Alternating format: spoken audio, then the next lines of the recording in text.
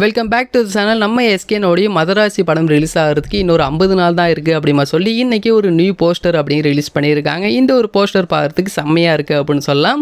அதே மாதிரி நம்ம சைட்லேருந்து ஒரு 2 ஸ்பெஷலான ஒரு அப்டேட் கொண்டு வந்திருக்கோம். ஸோ அதையும் இந்த வீடியோவில் பார்க்க போகிறோம். முக்கியமாக இதோடைய நியூ போஸ்டர் ரிலீஸ் பண்ணாங்க பார்த்தீங்களா, இந்த ஒரு போஸ்டர் கீழே ஊற்று பார்த்தீங்க அப்படின்னா இதோடைய டிஜிட்டல் ரைட்ஸ் அப்படிங்கிறது அமேசான் பிரைம் வாங்கியிருக்காங்க அப்படிமா சொல்லி ஆஃபீஸில் அறிவிச்சிட்டாங்க.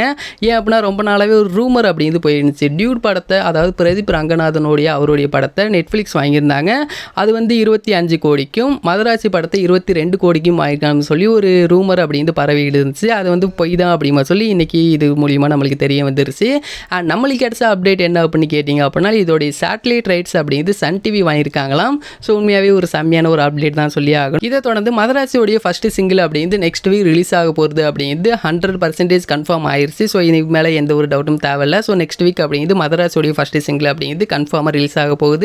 இந்த ஒரு படத்தில் மொத்தம் 3 பேர் பாடல் அப்படின்னு எழுதியிருக்காங்க. அதில் ஃபஸ்ட்டு யார் அப்படின்னு கேட்டிங்க அப்படின்னா ஜெயிலர் படத்தில் ஹுக்கும் சாங் எழுதினார் பார்த்தீங்களா, சூப்பர் சுப்பு. ஸோ அவர் வந்து மதராசி படத்தில் ஒரு பாடல் அப்படின்னு எழுதியிருக்காரு. இந்த ஒரு பாடல் அப்படிங்கிறது ஒரு குத்து சாங்காக இருக்கும் அப்படிங்கிற மாதிரி சொல்கிறாங்க. And next Vignesh Sivan director. So அவரும் இந்த ஒரு படத்தில் ஒரு பாடல் அப்படின்னு எழுதியிருக்காரு. இந்த ஒரு சாங் அப்படிங்கிறது மோஸ்ட்லி இந்த ஃப்ளாஷ்பேக்கில் வர்ற ஒரு சாங்காக இருக்குங்கிற மாதிரி நான் எதிர்பார்க்குறேன். ஸோ அதுவும் நீங்கள் பாடல் வெளிவரும் போது நம்ம பார்த்து தெரிஞ்சுக்கலாம். ஏன்னா காலேஜ் ஸ்டூடெண்ட்டாக நம்ம எஸ்கேனா இருந்திருப்பார். ஸோ அந்த ஒரு பர்சனில் வர சாங் தான் விக்னேஷ் சிவன் எழுதியிருப்பார் அப்படின்னு நான் நினைக்கிறேன்.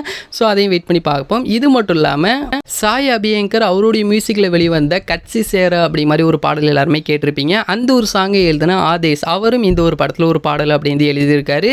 இந்த ஒரு பாடல் அப்படின்ட்டு ஒரு மாண்டேஜ் சாங்ஸாக வருங்கிற மாதிரி எதிர்பார்க்குறோம். ஸோ கண்டிப்பாக இது எல்லாமே இப்போ லேட்டஸ்ட்டாக வெளியே வந்திருக்கிற அப்டேட் அப்படின்னால நெக்ஸ்ட் வீக் இதோடைய ஃபஸ்ட்டு சிங்கிளுக்கான அனௌன்ஸ்மெண்ட் வெளிவர போகுது. ஸோ இந்த ஒரு வீடியோ உங்களுக்கு பிடிச்சிருந்தால் ஷேர் பண்ணுங்கள், லைக் பண்ணுங்கள், மறந்துடாமல் ஒரு சேனலை சப்ஸ்கிரைப் பண்ணிங்க. அப்போ தான் நாங்கள் போடக்கூடிய வீடியோஸ் அனைத்துமே உங்களுக்கு உடனுக்குடன் வந்துகிட்டே இருக்கும்.